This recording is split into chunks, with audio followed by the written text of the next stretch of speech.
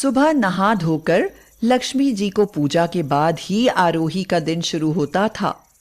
ये संस्कार उसमें बचपन से ही आ गए थे, क्योंकि उसके दादी दादा लक्ष्मी जी के परम भक्त थे।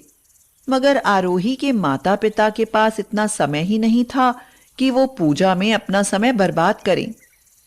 आरोही के पिता एक अफसर की गाड़ी चलाते थे और उसकी माँ अपने 5 बच्चों में इतनी व्यस्त रहती थी कि उसे सांस लेने का भी समय नहीं मिलता था। और फिर अचानक से एक दिन उन पर दुखों का पहाड़ टूट पड़ा। अंधेरे में गाड़ी चलाते समय खाई में गिर गई, जिससे उस अफसर और आरोही के पिता दोनों की मौत हो गई। बहुत कोशिशों के बाद भी उनकी बॉडी नहीं मिल पाई। आरोही अपनी माँ से बोली, माँ, होश में आओ, पिताजी अब नहीं रहे। तो आरोही की माँ बीना बोली, नहीं आरोही, ऐसा कैसे हो सकता है? तेरे पिताजी को कुछ नहीं हो सकता। आरोही बोली, माँ, पिताजी हमेशा के लिए हमें अकेला छोड़ गए, अब वो कभी नहीं आएंगे। तो बीना गुस्से में बोली, नहीं, तू तो लक्ष्मी माँ की पूजा करती थी ना, उनसे कह कि तेरे पिताजी को वापस भेज दे, नहीं तो मैं इस घर में कभी उनकी पूजा नहीं होने दूंगी।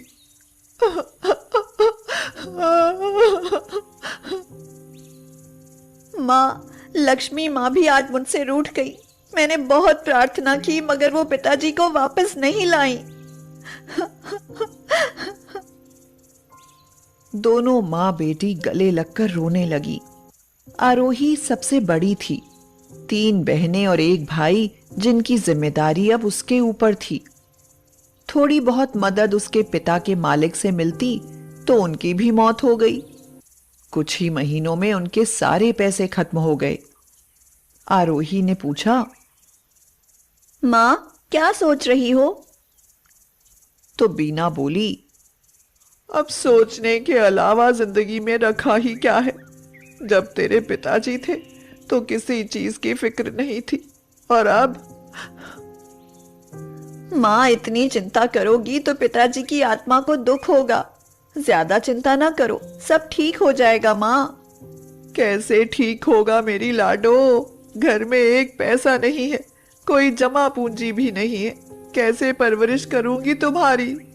तेरा भाई अगर बड़ा होता तो घर की जिम्मेदारी संभाल लेता, मगर वो तो अभी छोटा है।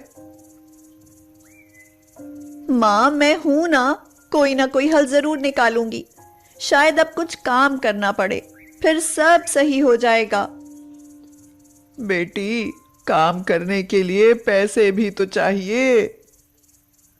माँ, हमारी जो वो खाली जमीन है उसे बेच देते हैं, उसके बाद उन पैसों से कुछ काम कर लेंगे। आरोही का छोटा भाई दीप बोला, माँ, भूख लगी है, आज आलू का पराठा बना दो ना। माँ, अब बैठो, मैं बनाती हूँ। आरोही पराठे बनाती रही और वो सब खाते रहे और आखिर में सब सामान खत्म हो गया।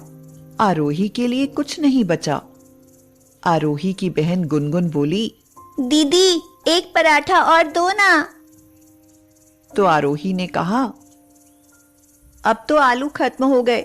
वैसे ना तुम लोग पराठों पर तो एकदम से टूट पड़ते हो।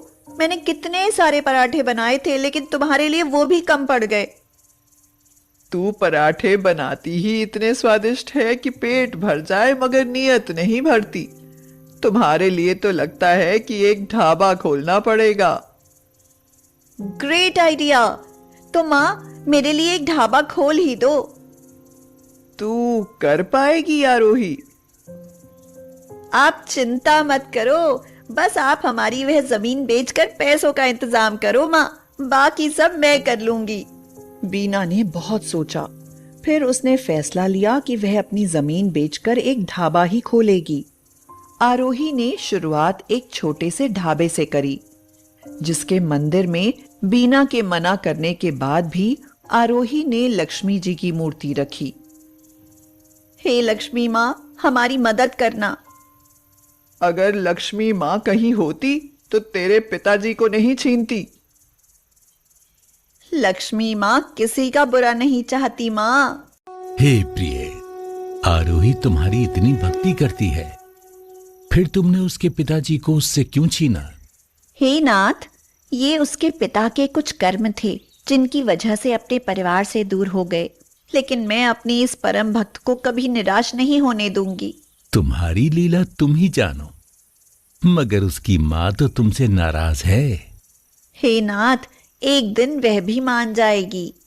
आरोही रोज सुबह लक्ष्मी जी की आरती के बाद ही ढाबे में काम शुरू करती। प्रतिदिन रोज नए ग्राहक बढ़ते गए। उसके पराठे इतने स्वादिष्ट होते थे कि सब उसकी तारीफ करते थे। आरोही ने पराठों के साथ और खाना भी बनाना शुरू कर दिया।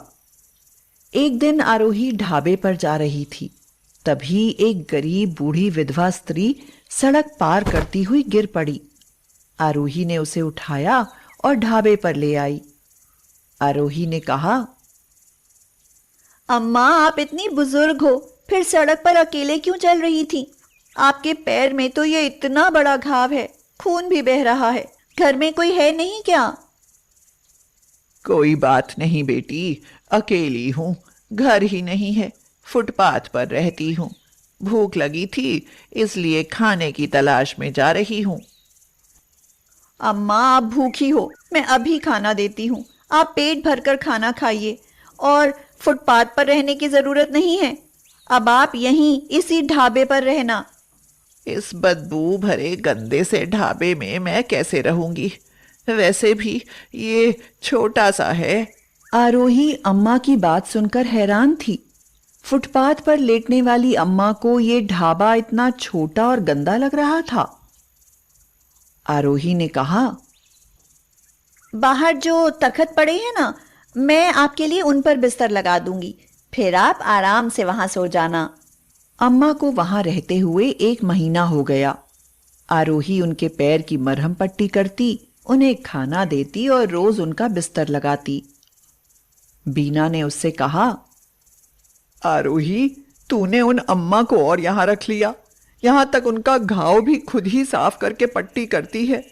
ये ढाबा है, कोई वृद्धाश्रम नहीं है।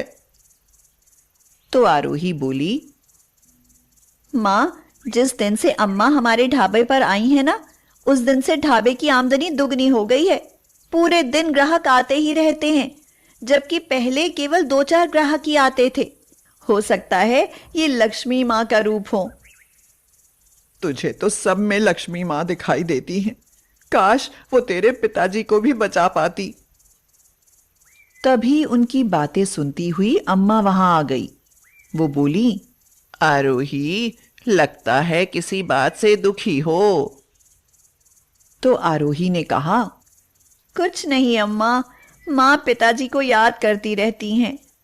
अम्मा बोली, बेटा, हरिद्वार जा रही थी, सोचा जाने से पहले तुझे आशीर्वाद दे जाऊं।